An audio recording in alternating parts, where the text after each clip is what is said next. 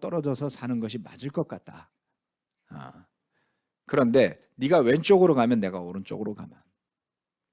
그래서 선택을 해보거라 라고 아브라함이 먼저 제안을 합니다. 이것이 진정한 의미에서 영적인 노블레스 오블레주겠죠. 그런데 롯의 선택은 어땠습니까?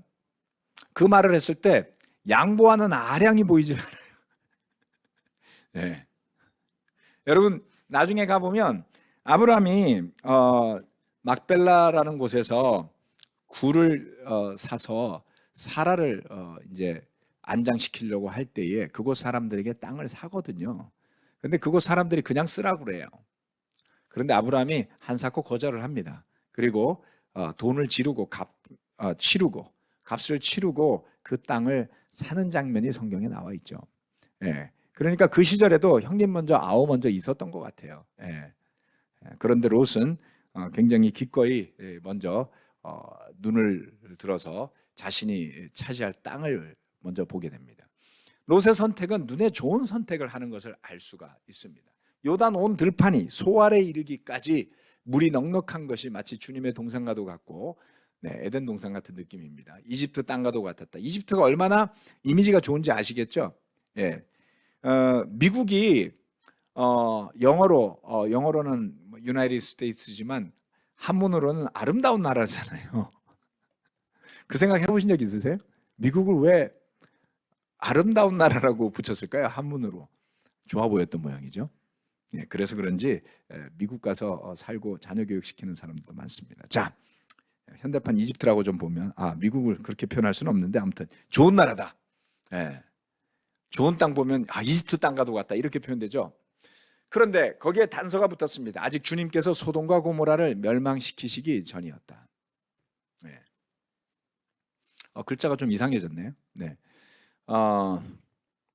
그런데 13장 13절에 가보면 말씀이 이렇게 기록을 하고 있습니다. 소돔 사람들은 악하였으며 주님을 거슬러서 온갖 죄를 짓고 있었다. 아브라함의 선택과 롯의 선택의 차이가 있는데요. 잘 살펴보시면 롯은 넉넉해 보이고 비옥한 땅을 찾아갑니다. 그도 그럴 것이 유목민이잖아요. 가축들을 키워야 하잖아요. 물이 있어야 합니다. 풀이 있어야 합니다. 비옥한 땅일수록 가축들이 자라기 좋겠죠. 평야일수록 평지일수록 장막을 치기가 좋습니다. 이동하기가 쉽습니다. 네. 그래서 가보면 몽골이 사막 같은데요. 희한하게 사막이 가다가 갑자기 이렇게 좀 낮아지는 데 가면 평평해지면서 물이 있는 데가 있어요. 그리고 그 주변에는 아주 풀들도 좋고 잘 자랍니다. 물이 없으면 풀도 잘 안 자라게 되겠죠. 지도를 보면 지도가 먼저 나와야 되는데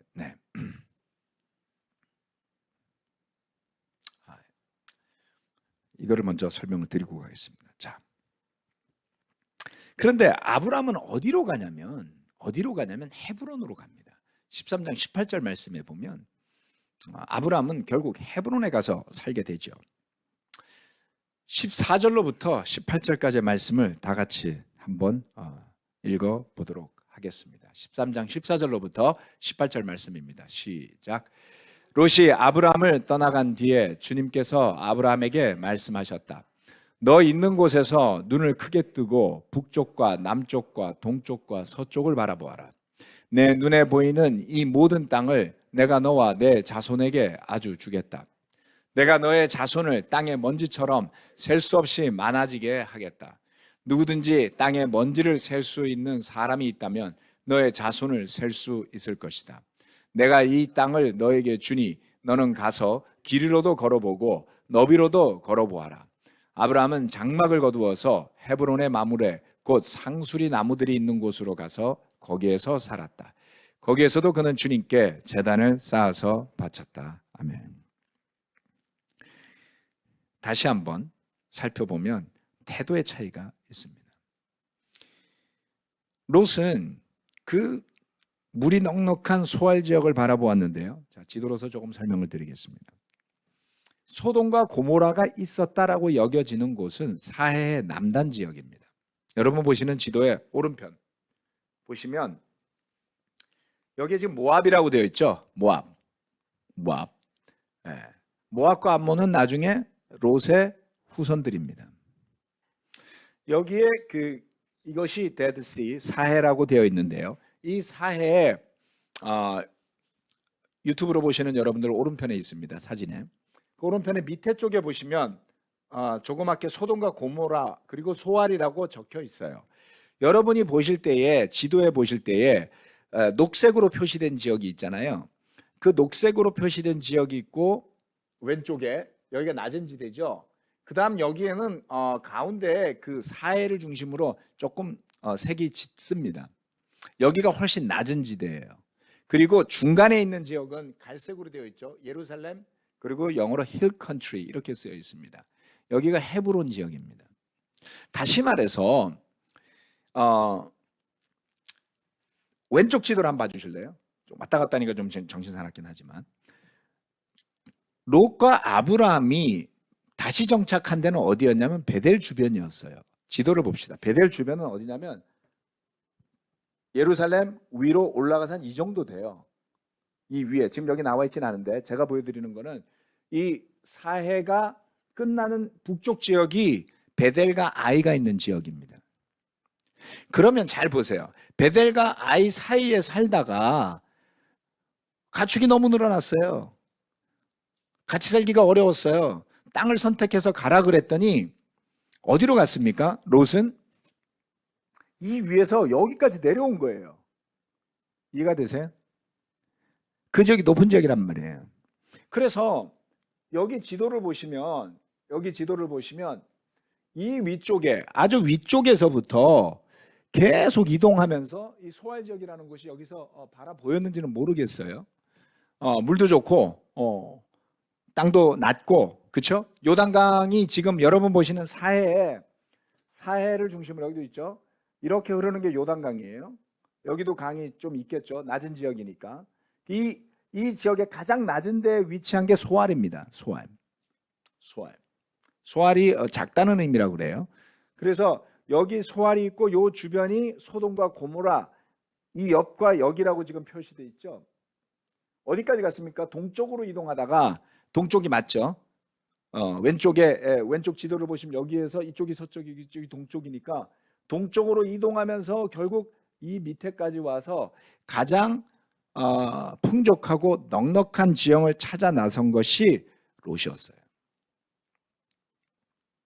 그런데 아브람은 롯이 동쪽으로 갔으니까 동쪽으로 가면서 반대로 간다 그랬잖아요. 그래서 아브람은 어디로 가냐면 결국 헤브론으로 가게 됩니다. 헤브론은 여호수아기를 기억하시는 분은 알겠지만 갈렙이 마지막에 자신이 정복하겠다라고 했던 땅이 바로 헤브론입니다. 즉 가나안 정복 전쟁을 하면서도 마지막까지 점령이 되기 어려웠던 산악 지형이 헤브론이에요. 여기죠. 이곳이 유다 부족의 땅이 됩니다. 나중에. 그리고 다윗도 헤브론에서 통일 왕국이 될 때까지는 헤브론에서 다스리죠. 그래서 헤브론은 구약 성경에서 지속적으로 언급이 되는 지역입니다. 그래서 창세기자가 이 강해를 할 때에 여러분이 지도를 보시면 가능하면 머리에다 많이 넣어두세요. 그러면 구약을 읽어 나갈 때마다 머릿속에서 스토리가 막 연결이 될 겁니다. 이게 다 연결되는 내용들이죠. 여러분이 만약에 아브라함이었다면 이처럼 조카 롯을 떠나보낼 때 마음이 어땠을까요? 같이 그 하란에서부터 긴 여정을 떠나왔잖아요. 동고동락했겠죠. 그리고 하나밖에 없는 조카잖아요. 잘해줬겠죠. 잘해주려고 애썼겠죠. 같이 다녔겠죠. 그리고 이제 떠나보낼 때 좀 서운함도 있을 수 있고요. 뭐 외롭다 그럴까요? 네. 아직 아브라함에게는 자손도 없었어요.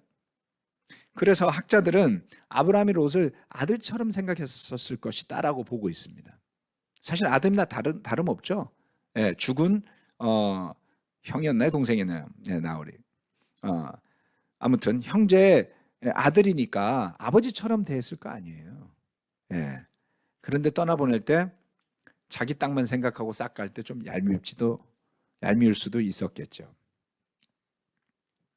여러 가지 생각해 볼 수가 있습니다.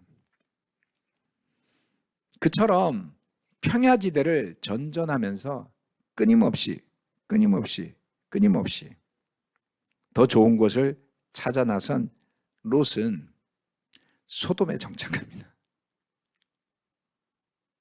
아이러니하죠. 여러분, 우리가 좀 더 잘 먹고 잘 살아야 되겠다라는 신념만 가지고 소알같이 물이 넉넉하고 땅이 좋은 곳만 쳐다보고 살다 보면 어느 틈엔가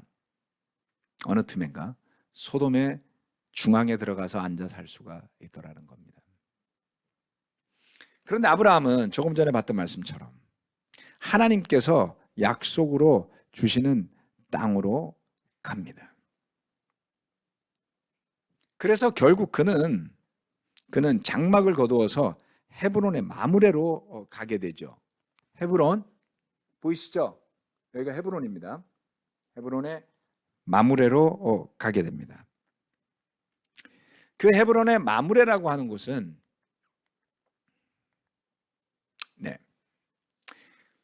이게 그 지역에 있는 사람들, 기독교인들이 아브라함이 머물렀던 마므레 상수리 나무일 것이다라고 추측하는 곳이에요. 이 200년 전에 발견되었습니다. 지금으로부터 200년 전이니까 한 1800년대에 발견된 거예요. 그래서 이 사진은 1900년에 찍은 사진이라고 합니다. 여러분 보시는 오른쪽에 어때요? 도토리 나무가 꽤 크네요. 도토리 나무치고 굉장히 큰 나무죠. 네, 아직도 살아있답니다.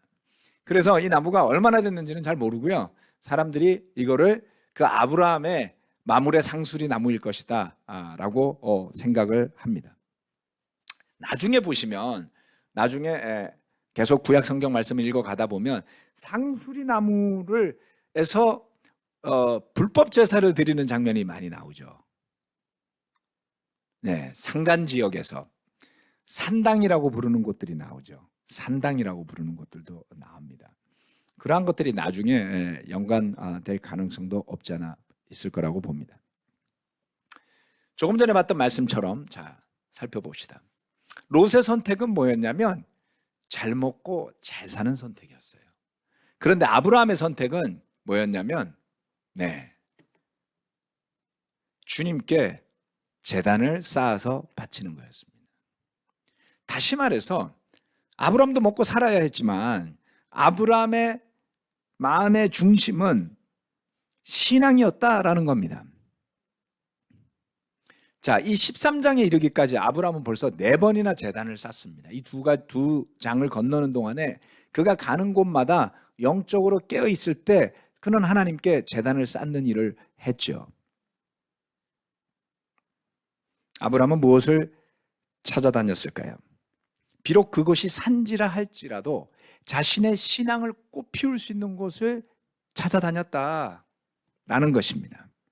그의 삶에 온전히 집중해서 주님께 예배 드릴 수 있는 곳이 얼마나 중요했는지를 볼 수가 있습니다. 그가 왜 가나안으로 왔는지를 극명하게 보여주는 장면은 바로 이러한 것입니다. 자리 잡고 주님의 이름을 부르며 제단을 쌓는 것이 아브라함의 목적이었어요. 그 외에 그가 무엇을 할 수 있었을까요? 그는 여전히 나그네였고 여전히 이방인이었고 그의 삶은 여전히 정착되어져 있지 않았습니다. 그에게는 여전히 자손도 없었습니다. 하지만 그럼에도 불구하고 그는 약속을 믿고 주님의 이름을 불렀던 것이죠. 사람들은 그것을 기념하면서 러시아가 저기다 나중에 교회를 세웠다래요. 러시아 정교회에서 와가지고. 자, 우리는 어디서 살아야 하고 우리는 무엇을 하며 살아야 하겠습니까? 예수님의 제자가 되어서 주님을 따라 나선 사람들인데 우리의 목적은 무엇이 되어야 하겠습니까? 때로는 어려워질 수 있다. 그러나 포기하지 않고 마음이 회복될 때 다시 주님께 예배 드릴 수 있게 되시기를 바랍니다. 또한 날마다 우리에게는 선택이 주어집니다. 무엇을 먹을지,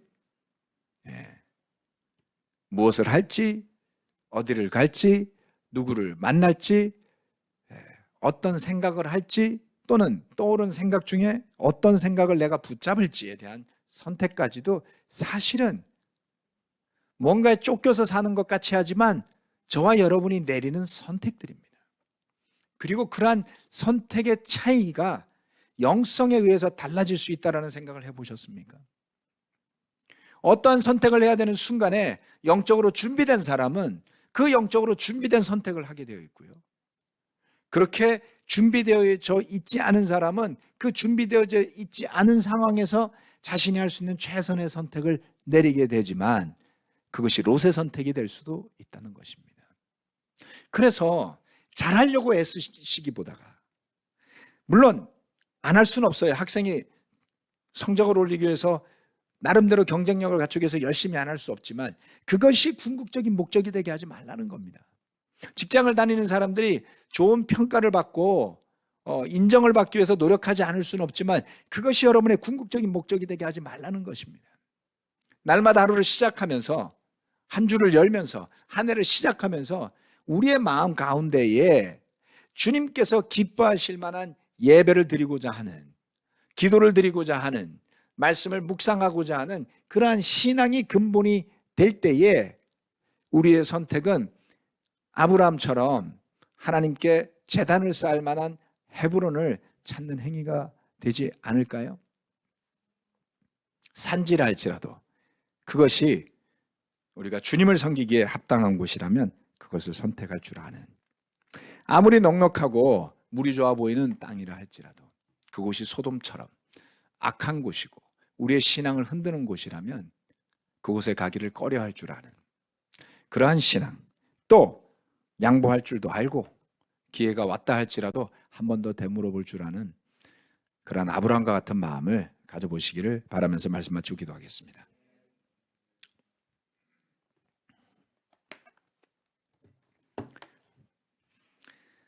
하나님 아버지, 주님 앞에 기도를 드립니다.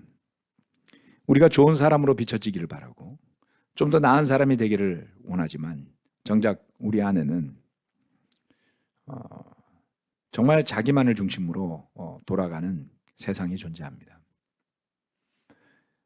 집에 있는 쓰레기를 내다 버리는 일이라 할지라도 남이 해주면 고마울 것 같고 가능하면 내가 안 했으면 좋겠고, 하지만 누군가가 해야 한다면 결국 마지못해 하는 사람이 몫이 되는 것이 어쩌면 솔직한 우리의 가정의 모습이고 제 자신의 모습인지도 모르겠습니다. 꾸준히 일을 해야 한다면 누가 알아주지도 않는데 굳이 내가 해야 할까? 라는 생각을 안 할 사람이 과연 누가 있겠습니까? 아무도 보지 않는데 이익이 생기는 일이라면, 남들이 잘 모를 것 같은데 라는 생각 속에서, 또는 내가 지위가 높고 힘이 있어서 이렇게 한들 누가 뭐라고 하겠어? 라는 생각으로 살아가고자 하는 마음이 어찌 남에게는 있고 나에게는 없겠습니까? 우리 모두는 그와 같은 죄성을 지닌 자기만을 중심으로 살아가고자 하는 생각으로 가득 찬 죄인들임을 잊지 않게 도와주십시오. 아브라함 또한 놀라운 믿음의 조상이라는 타이틀을 받았지만 그의 삶의 여정의 순간순간을 살펴본다면 그가 가는 땅에서 제단조차 쌓을 수 없을 만큼 영적으로 피폐해 보이는 걱정과 근심으로 가득 차서 자신의 아내를 빼앗길까 봐 두려워하는, 도대체 어떤 지경이었기에 그러한 곳으로까지 나락으로 떨어졌었을까요? 하지만 그러한 곳에서 다시 회복되어졌을 때 그는 신앙의 기억을 가지고 베델과 아이 사이에 있었던 곳으로 돌아가고 다시 장막을 짓고 제단을 쌓고 주님의 이름을 부르며 예배를 드립니다. 갈등이 생겼다 할지라도 주님께 부르짖을 줄 아는 마음의 상태가 된 아브라함은 양보도 할 줄 알았고요. 그리고 영적인 눈으로 하나님께서 주실 땅을 향해 나아가는 믿음의 모습도 보여주게 됩니다. 주님, 우리 앞에 있는 선택들을 할 때마다 한번 아브라함과 롯을 떠올려 보게 되기를 원합니다. 우리의 영성의 차이가 우리의 선택을 가를 수 있다는 것을 안다면 날마다 주님 앞에 정진하기를 멈추지 않는 제자들이 되도록 도와주시고, 말씀과 기도와 교제와 예배와 찬양이 얼마나 나에게 소중한 것인지를 고백할 때 비로소 우리가 낮아지게 되고 주님의 은혜 안으로 들어오게 되고, 우리의 믿음이 말로만 존재하는 것이 아니라 우리의 삶에서 살아서 역동하는 주님의 능력으로 함께 하시게 될 것을 믿습니다. 세상이 참 혼미합니다. 21세기 들어서 더 밝아지는 세상이 아니라 더 대립하고 더 다투고 더 갈라지고 더 나뉘고 세상이 그렇게 되어가는 모습을 우리는 보면서 살아가고 있습니다. 하나님, 그런 속에서도 하늘의 별처럼 빛나는 신앙의 모범들이 되도록 저희 형제자매들을 지켜주시길 바라며 감사드리고 예수 그리스도 이름으로 기도합니다. 아멘. 마치겠습니다.